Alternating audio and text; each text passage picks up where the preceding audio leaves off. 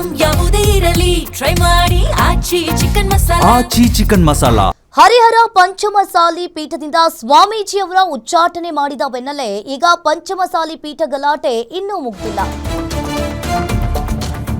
ಹರಿಹರ ಪಂಚಮಸಾಲಿ ಪೀಠದಿಂದ ವಚನಾನಂದ ಸ್ವಾಮೀಜಿ ಅವರನ್ನ ಉಚ್ಚಾಟನೆ ಮಾಡಿದ ಬೆನ್ನಲ್ಲೇ ಪಂಚಮಸಾಲಿ ಪೀಠ ಗಲಾಟೆ ಇನ್ನೂ ಮುಗಿದಿಲ್ಲ.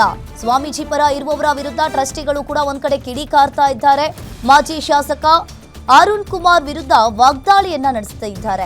ಇನ್ನು ಲೆಕ್ಕ ಕೊಡಿ ಚಳುವಳಿ ನೇತೃತ್ವ ವಹಿಸಿರುವ ಅರುಣ್ ಕುಮಾರ್ ಬಳಿ 15 ಲಕ್ಷ ಕೂಡ ಇಲ್ಲ. ಅಂತವರು ಮಠಕ್ಕೆ ಕೋಟಿ ರೂಪಾಯಿ ದೇಣಿಗೆ ಕೊಡ್ತಾರಾ ಅಂತ ಹೇಳಿ ಪ್ರಶ್ನೆ ಮಾಡ್ತಾ ಇದ್ದಾರೆ. ಇನ್ನು ಅರುಣ್ ಕುಮಾರ್ಗೆ ಕಾರು ಕೊಡಿಸಿದ್ದು ನಾನು, ಹಾಗೆ ನನ್ನ ಪೆಟ್ರೋಲ್ ಬಂಕ್ ಹೆಸರಲ್ಲಿ ಲೋನ್ ಮಾಡಿಸಿ ಕಾರು ಕೊಡಿಸಿದ್ದೆ. ಆದ್ರೆ ಈಗ ಆ ಕಾರಿಗೆ 2 ವರ್ಷಗಳಿಂದ ಇನ್ಸೂರೆನ್ಸ್ ಕೂಡ ಕಟ್ಟಿಲ್ಲ ಅವರು. ಇನ್ನೊಂದ್ ಕಡೆ ನಾನು ಮೊನ್ನೆ 20,000ಕ್ಕೂ ಹೆಚ್ಚು ರೂಪಾಯಿ ಇನ್ಸೂರೆನ್ಸ್ ಅನ್ನ ಕಟ್ಟಿದ್ದೇನೆ. ಆತ ಇಟ್ಟಿಗೆ ಪಟ್ಟಿಯಲ್ಲಿ ಕೆಲಸ ಮಾಡ್ತಿದ್ದ ವ್ಯಕ್ತಿ ಆತ. ಈಗ ಇಲ್ಲ ಸಲ್ಲದ ಕತೆ ಹೇಳಿ ಆರೋಪವನ್ನ ಮಾಡ್ತಾ ಇದ್ದಾರೆ.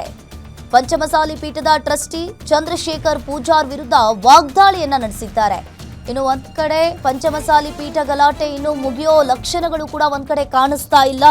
ಇನ್ನೊಂದ್ ಕಡೆ ಇಲ್ಲಿನ ಹರಿಹರ ಪಂಚಮಸಾಲಿ ಪೀಠದಲ್ಲಿ ಭಾರಿ ಹೈ ಡ್ರಾಮಾ ನಡೆದಿದೆ ಅಂತಾನೆ ಹೇಳ್ಬೋದು.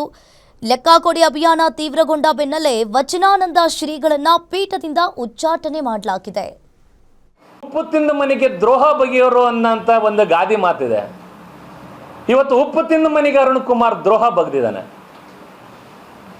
ಇವತ್ತು ನಮ್ಮ ಆಸ್ತಿ ಪಾಸ್ತಿಗಳನ್ನೆಲ್ಲ ಅಡ ಇಟ್ಟು ನಾವಿವತ್ತು ಸಾಲ ಸೂಲವನ್ನು ಕೊಡಿಸಿ ಇವತ್ತು ನಮ್ಮನ್ನ ಬೀದಿಗೆ ತರ್ತಕ್ಕಂಥ ಪ್ರಯತ್ನವನ್ನ ಮಾಡಿದ್ದಲ್ದಲೆ ನಮ್ಮ ವಿರುದ್ಧ ಇವತ್ತು ಆಪಾದನೆಗಳನ್ನು ಅರುಣ್ ಕುಮಾರ್ ಮಾಡೋದಕ್ಕೆ ನಿಂತಿದ್ದಾನೆ.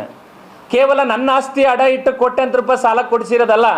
ಇವತ್ತು ನಾನು ಹೆಸರು ಹೇಳೋದಿಲ್ಲ, ಭಾಳ ದೊಡ್ಡವರು ಅವನನ್ನು ಸಾಕಿ ಸಲುವಿದಂಥ ಈ ಒಂದು ದಾವಣಗೆರೆ ನಗರದ ಪ್ರತಿಷ್ಠಿತ ಒಬ್ಬ ವ್ಯಕ್ತಿ ಹತ್ರನೂ ಕೂಡ ಕೋಟ್ಯಾಂತರ ರೂಪಾಯಿ ಹಣವನ್ನು ಪಡೆದು ಇವತ್ತು ಸಾಲವನ್ನು ಏನಾದ್ರೂ ಮಾಡಿ ಮುಟ್ಗೋಲು ಹಾಕಬೇಕು, ಸಾಲನ ಕೊಡದೆ ವಂಚಿಸಬೇಕು ಅಂತಕ್ಕಂಥ ನಿಟ್ಟಿನಲ್ಲಿ ಇವತ್ತು ಅರುಣ್ ಕುಮಾರ್ ಪ್ರಯತ್ನ ಮಾಡ್ತಾ ಇದ್ದಾನೆ. ಅದು ಆ ಕ್ಷೇತ್ರದ ಪ್ರತಿಯೊಬ್ಬರಿಗೂ ಕೂಡ ಗೊತ್ತಿದೆ. ಈ ವಂಚನೆ ಮಾಡೋದು ಈ ರೀತಿ ವಂಚನೆ ಅಲ್ಲ. ಅರುಣ್ ಕುಮಾರ್ ಮಾಡೋದು ವಂಚನೆ ಮಾಡೋದು ಅಂತ ಹೇಳಿದ್ರೆ ಕೈಲಾಗದೆ ಹೋದರೆ ಇವತ್ತಲ್ಲ ನಾಳೆ ಕೊಡ್ತೀನಿ ಅಂತ ಅನ್ಬೇಕು. ಆದರೆ ಈ ರೀತಿಯಾಗಿ ಇಲ್ಲ ಸಲ್ಲದ ಆರೋಪಗಳನ್ನು ಮಾಡಿದರೆ ನೀನು ವಂಚನೆ ಮಾಡೋದಕ್ಕೆ ಸಾಧ್ಯ ಇಲ್ಲ. ಉಪ್ಪು ತಿಂದ ಮನೆಗೆ ದ್ರೋಹ ಬಗೆಯೋರು ಅನ್ನೋಂಥ ಒಂದು ಗಾದಿ ಮಾತಿದೆ. ಇವತ್ತು ಉಪ್ಪು ತಿಂದ ಮನೆಗೆ ಅರುಣ್ ಕುಮಾರ್ ದ್ರೋಹ ಬಗೆದಿದ್ದಾನೆ. ಇವತ್ತು ನಮ್ಮ ಆಸ್ತಿ ಪಾಸ್ತಿಗಳನ್ನೆಲ್ಲ ಅಡ ಇಟ್ಟು ನಾವಿವತ್ತು ಸಾಲ ಸೂಲವನ್ನು ಕೊಡಿಸಿ